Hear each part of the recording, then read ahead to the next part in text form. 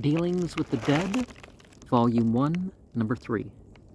The Board of Sextons have met, and we have concluded not to recommend a revival of the ancient custom of burning the dead. It would be very troublesome to do it, out of town, and inconvenient in the city. I've always thought it wrong to bury in the city, and it would be much worse to burn there.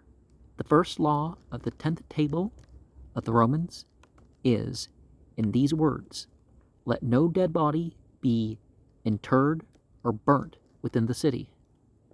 Something may be got to help pay for a church by selling tombs below.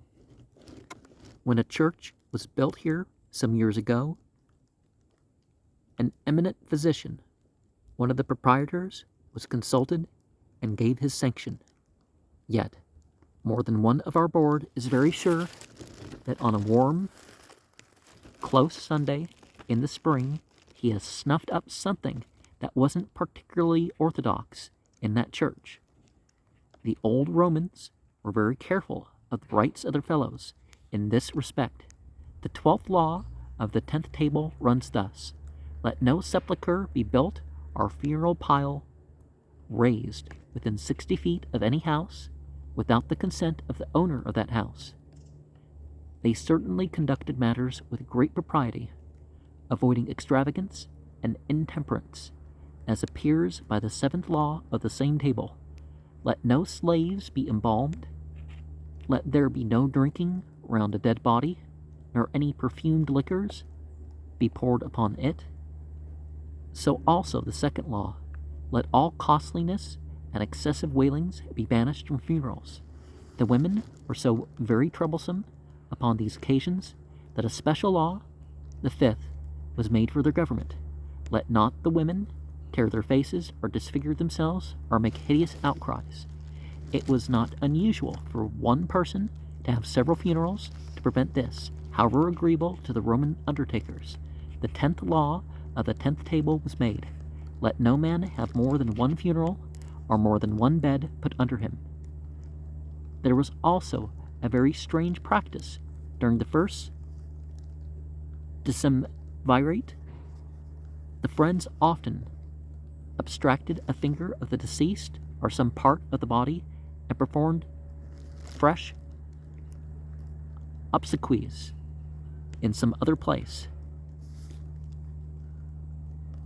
erecting there a cenotaph or empty sepulchre, in which they fancied the ghost of the departed took occasional refuge, when wandering about in case of a sudden shower, perhaps, or being caught out too near daylight.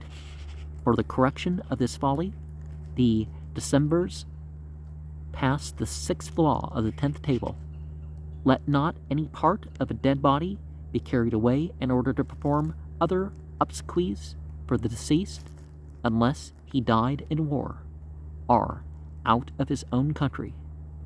It was upon such occasions as these, in which an empty form was observed and no actual inhumation took place, that the practice of throwing 3 handfuls of earth originated. The usage was practiced also by the Jews, and has come down to modern times.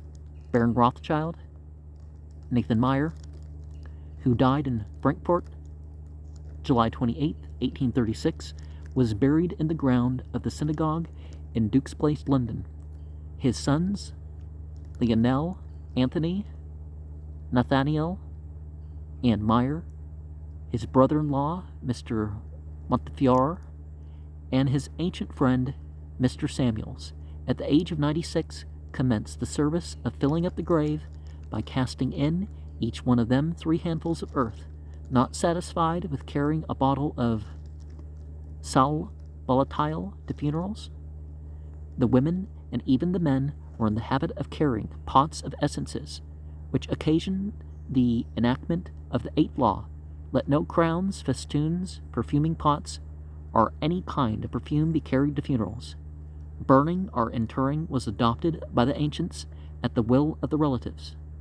This is manifest from the 11th law, which prohibits the use of gold in all obsequies, with a single exception. Let no gold be used in any obsequies unless the jaw of the deceased has been tied up with a gold thread. In that case, the corpse may be interred or burnt with a gold thread. A large quantity of silver is annually buried with the dead. It finds its way up again, however, in the course of time. Common as the burning was, among the ancients it was looked upon by some with great abhorrence. The body to be burned was placed upon a pile. If the body of a person of quality, one or more slaves or captives were burned with it. When not forbidden, all sorts of precious ointments and perfumes were poured upon the corpse. The favorite dogs and horses of the defunct were cast upon the pile. Homer tells us that 4 horses, 2 dogs, and 12 Trojan captives were burnt upon the pile with the dead body of Patroclus. The corpses, that they might consume the sooner, were covered with the fat of beasts. Some near relative lighted the pile, uttering prayers to Boreas and Zephyrus to increase the flame. So the north and east wind, right? The relatives stood around, calling on the deceased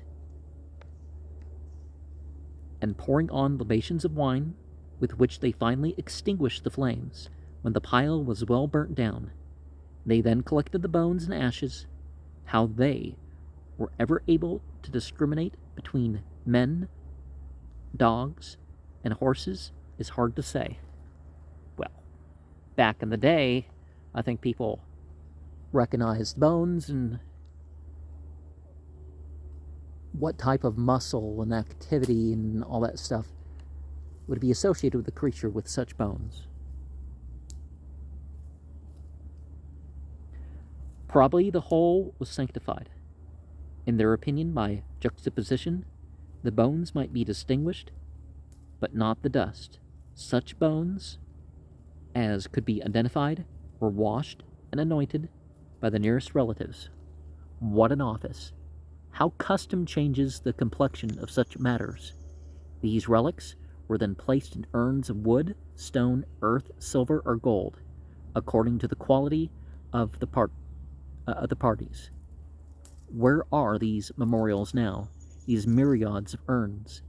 They were deposited in tombs, of which a very perfect account may be found in the description of the Street of Tombs at Pompeii.